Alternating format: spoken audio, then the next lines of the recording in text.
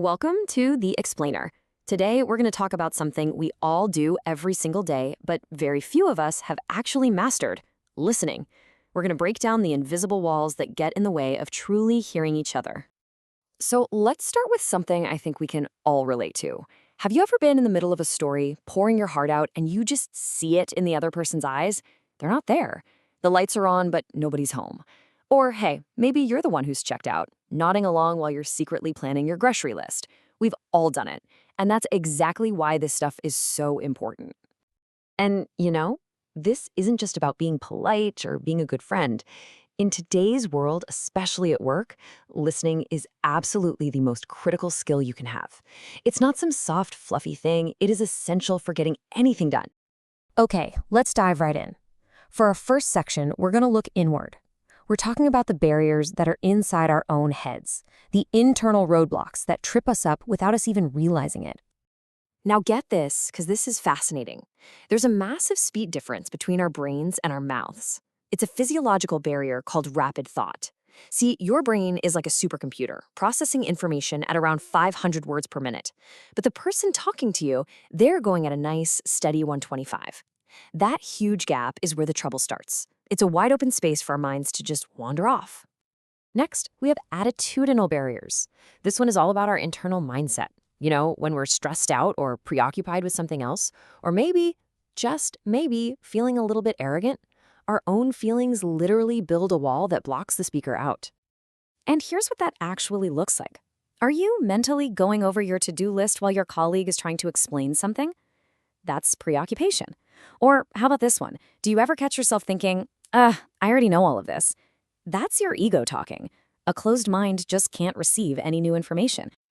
And when those attitudes go unchecked, they eventually harden into something even tougher to break: bad listening habits. Most of us have them, and we've developed them over years without even noticing. So let's have an honest moment here. Which of these are you guilty of? Faking attention? The classic nod and smile while you're mentally 1,000 miles away? Or maybe you're the person who gets so lost trying to memorize every single fact that you completely miss the main point. The key thing here is that these aren't just passive mistakes. These are active choices that sabotage communication. All right, we've looked inward. Now, for Section 2, let's look at the barriers around you. These are the things in our environment and our social world that can make listening a real uphill battle. Let's start with the most obvious ones: physical barriers. Think of these as anything in your surroundings that is actively competing for your attention. And this can be anything, right? A loud AC unit, a room that's way too stuffy. But honestly, one of the biggest ones today is information overload.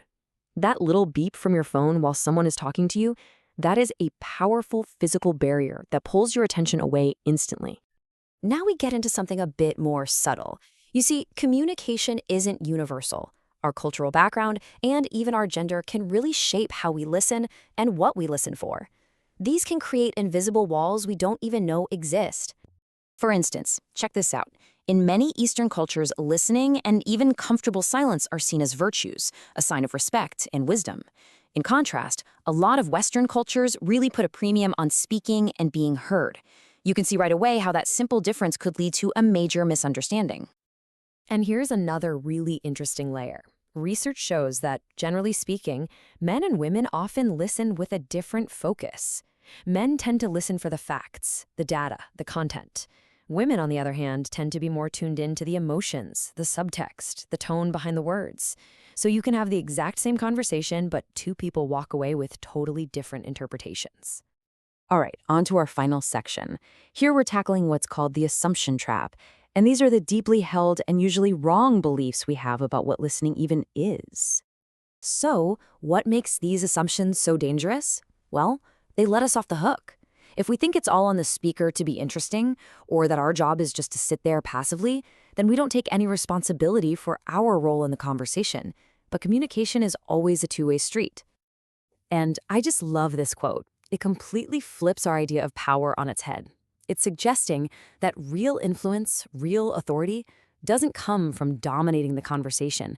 It comes from truly hearing it. It's a really powerful way to think about it. And here's probably the biggest assumption we need to bust. The idea that people are just born as good or bad listeners. That's just not true. Listening is a skill. It's just like learning to write or play an instrument. And like any skill, it requires conscious effort, practice, and training to get better. So, if we don't train this skill, what's the real-world cost? Well, a study mentioned in our source material gives us a pretty shocking picture. It tracked a message that started at the very top of a company, at the board level. And as you'd expect, up there, comprehension was perfect, 100%. But now watch what happens. As that exact same message travels down the chain of command, passing through all those barriers we just talked about, by the time it reaches the employees on the ground, comprehension has dropped to just 20%. Think about that. That's an 80% loss in translation, all because of poor listening. That is a massive, tangible cost. So after all that, what is the big takeaway here? It's actually pretty simple. You can't tear down a wall until you can see it. Just recognizing that these barriers exist is the first and most important step to overcoming them. We can really group all of these invisible walls into 3 main buckets to make them easier to spot. First, you've got the barriers within you. That's your thoughts, attitudes, and habits. Second, the barriers around you, your environment, your culture. And third, the assumption trap, what you fundamentally believe about communication. So, we'll leave you with this final question to think about. Now that you can see these walls a little more clearly, the only question left is, which one are you going to start breaking down first? Because becoming a better listener, a better leader, and a better person really starts with that one choice.